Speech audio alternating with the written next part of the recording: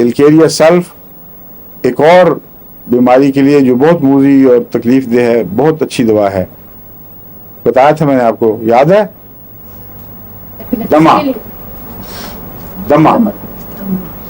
دمے بھی مفید ہے، لیکن ایپیلیپسی کے متعلق تو بعض ڈاکٹر کہتے ہیں کہ اس سے زیادہ بڑی دوا نہیں ہے.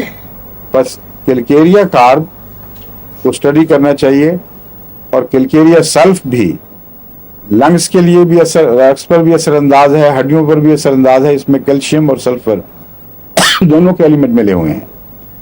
اور دمے کے علاوہ ایپیلیپسی کو جڑ سے اکھاڑنے میں بعض ڈاکٹر کہتے ہیں کہ کلکیریا سلف سے بہتر کوئی دوا نہیں ہے.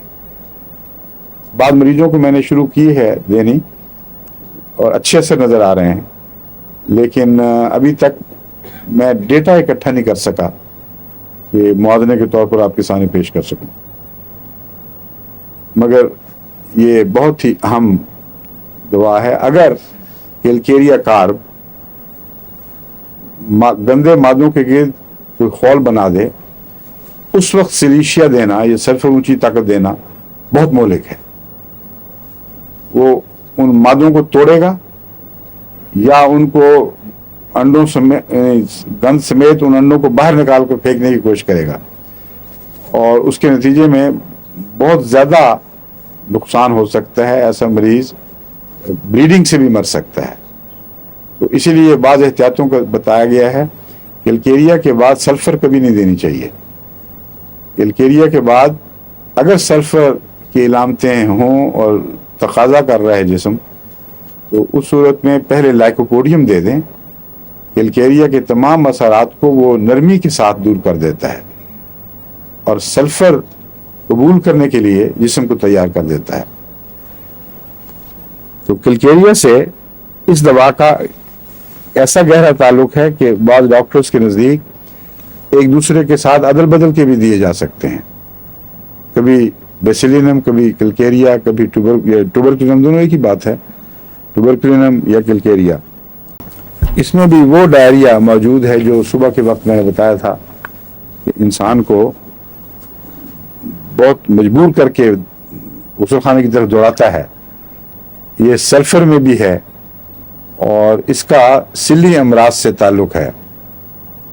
عموماً صبح کے وقت سل کا مریض اچانک دوڑتا ہے، ہو سکتا ہے رات کو جو سلی بلغم ہے وہ نگلتا رہتا ہو اور انتڑیوں میں اس کے نتیجے میں وہ بیماری اثر کر رہی ہو جو جمع کر رہی ہے گند مواد کو، پھر وہ ایک دم پریشر پڑتا ہے. مگر جو بھی شکل ہو، یہ ایک پہچان ہے عموماً یا علامت ہے سلی امراض کی. جنرل ریلیکسیشن یہ اس دوا میں پائی جاتی ہے بہت نمایاں. بعض لوگ مجھے لکھتے ہیں، بعض عورتیں لکھتی ہیں کہ سب کچھ تک لٹک گیا ہے اور کوئی چیز سنبھالی نہیں جا رہی، مسکولر سسٹم لگتا ہے بالکل کمزور ہو گیا ہے. اور یہ اس دوا میں ٹوبرکلینم میں بہت نمایاں طور پر موجود ہے. اور اس میں ایک اور بات بھی ہے کہ بچہ بعض دفعہ پیشاب کرتا ہے تو اس کی آنت باہر آ جاتی ہے. اجابت کے ساتھ بعض بچوں کی آنت باہر آتی ہے، اور اس بیماری میں بھی آنت کا باہر آنا، اور بلکہ پیشاب بچے نے کیا اور آنت ویسے باہر آ گئی، یہ بیماری وہاں پاکستان اور ہندوستان میں عموماً بچوں میں نظر آتی رہتی ہے. یعنی بہت زیادہ نہ صحیح لیکن آئے دن نظر آتی ہے. اس میں ٹوبرکلینم کو نہیں بھولنا چاہیے. یہ عموماً مفید ہے، اور نیچے گرنے کے اعضاء کے نیچے گرنے کے احساس میں، خواہ وہ مردانہ اعضاء کا احساس ہو یا زنانہ اعضاء کا احساس ہو، اس میں یہ دوا بہت فائدہ مند ثابت ہوتی ہے.